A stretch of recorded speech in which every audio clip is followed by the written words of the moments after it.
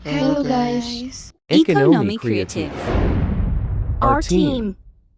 halo, namaku Romadona Herlin Cahya Kusuma. halo, namaku Arzita Skasyadatina. Halo, nama aku Muhammad Taufik. Yuk kita simak video pembelajaran Ekonomi Kreatif. Selamat menonton. Ekonomi kreatif.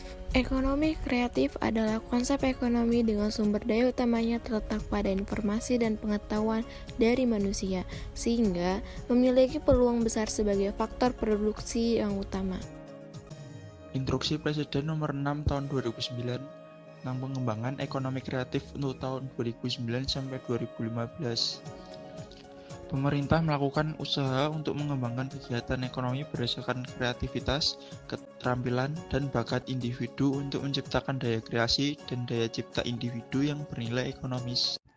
Terdapat 14 bidang ekonomi kreatif, antara lain periklanan, arsitektur, seni rupa, kuliner, aplikasi dan pengembang permainan, kerajinan, desain, fashion, seni pertunjukan, penertiban, film, animasi dan video, fotografi, musik, televisi, dan radio. Yuk kita lihat sektor ekonomi kreatif di beberapa kota yang ada di Indonesia.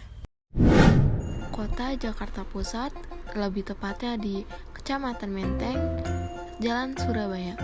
Kalian tahu gak sih ada apa di Jalan Surabaya ini? Jalan Surabaya Kota Jakarta Pusat terdapat pasar barang unik yang sudah berdiri sejak tahun 1970 atau sejak 50 tahun yang lalu. Hingga sampai saat ini, pasar ini terus berkembang.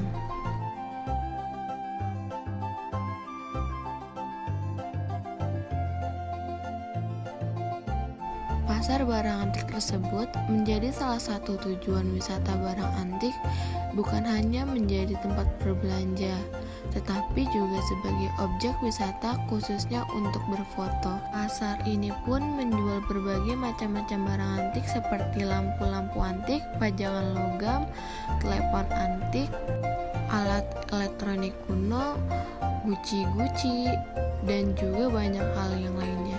Dapat juga seni rupa seperti contohnya topeng, wayang, lukisan-lukisan yang dapat menjadi suatu nilai kekreatifan hingga menjadi nilai ekonomis.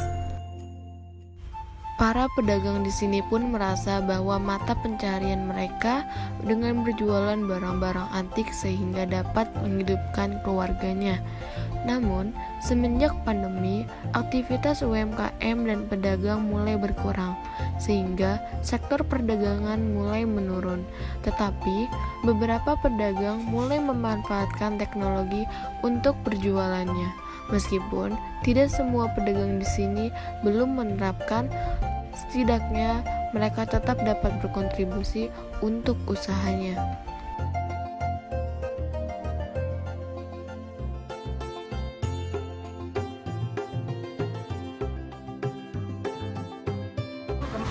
Kira-kira udah berapa lama, Bu? Saya di sini Jalan Surabaya dari tahun 73. Ini jualan ini aja, Pak? Saya dagang wayang dan barang-barang yang mulai kosmen, kain batik yang lama, yang baru, kain-kain macam-macam adat-adat Nusantara.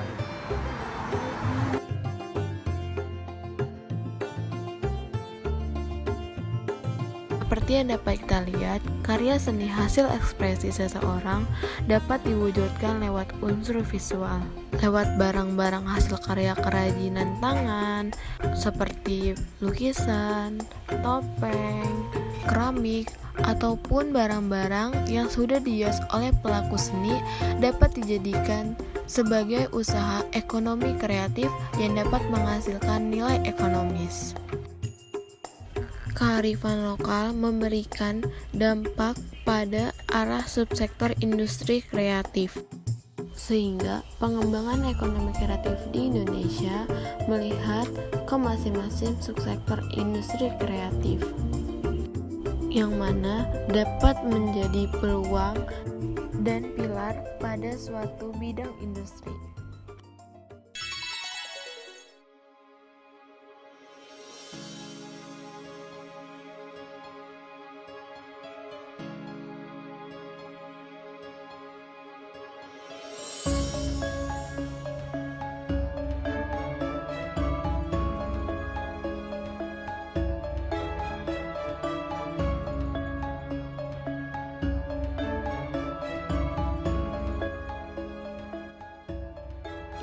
Kota Yogyakarta terdapat berbagai interaksi dalam sektor kuliner,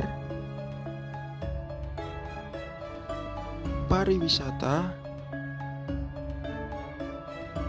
hiburan, kebudayaan, dan lain-lain.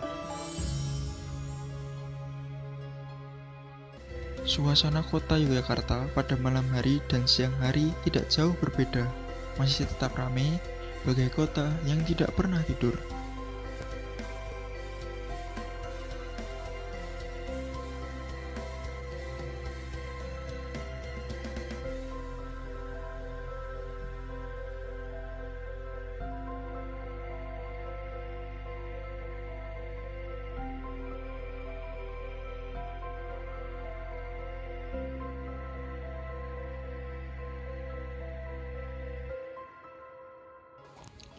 Salah satu contoh sektor ekonomi kreatif adalah musik.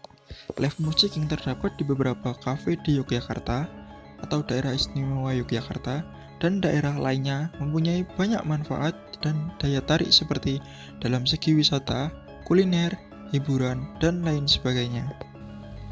Hal yang menarik dalam live musik yang merupakan kegiatan ekonomi kreatif yang dinyanyikan oleh beberapa orang, banyak dinikmati oleh segala kalangan usia.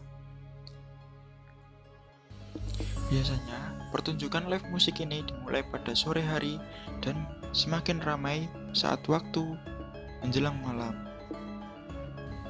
Pada saat ini, efek pandemi membuat perekonomian menjadi sulit. Akan tetapi, dengan kembalinya kegiatan musik di kafe akan memancing pengunjung datang di mana sebelumnya sepi karena efek pandemi. Dengan adanya izin penyelenggaraan live musik, tentunya pelan-pelan akan berdampak ganda pada perekonomian, mulai dari penciptaan lapangan pekerja karena penyanyi dan kru musik bisa kembali tampil.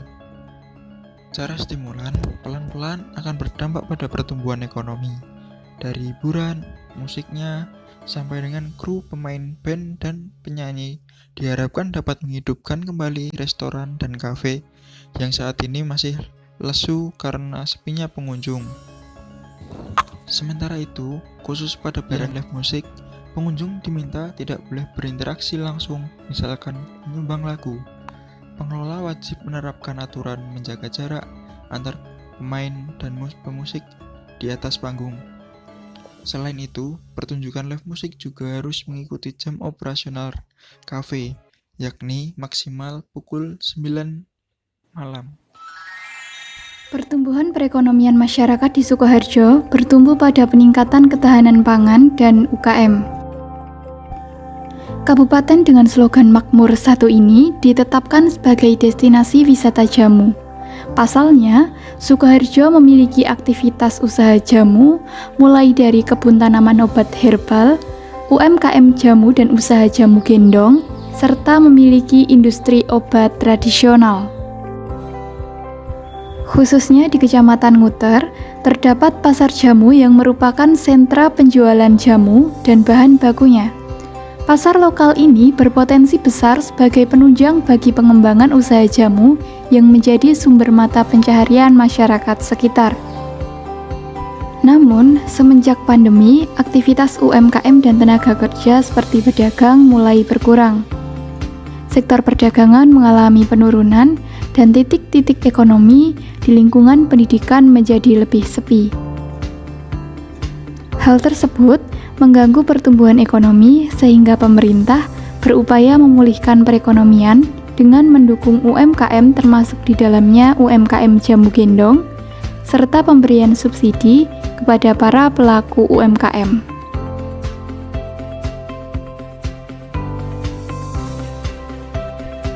Sebagai daerah yang dikenal sebagai Kabupaten Jamu, Sukoharjo memiliki sekitar 2.513 UMKM jamu. Usaha jamu yang dilakukan antara lain penjual jamu gendong, penjual jamu keliling, warung jamu, penggilingan jamu, pedagang jamu racian, pengusaha jamu instan. Selain itu, pemerintah juga membuka kafe jamu dalam rangka memperkuat identitas Kabupaten Sukoharjo sebagai kota jamu dan meningkatkan produktivitas pelaku UMKM jamu. Konsep kafe jamu di Pasar Muter Sukoharjo ini berbeda dengan depot jamu tradisional yang menjual beragam jenis jamu siap saji. Kafe jamu ini menyediakan 12 varian rasa, serba kekinian guna memikat kaum milenial atau kalangan anak muda.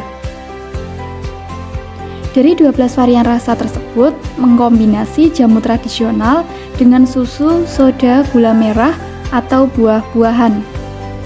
Nama-nama dari varian jamu juga terbilang unik, seperti misalnya minuman kue kunyoco yang berasal dari perpaduan kunyit dan air kelapa.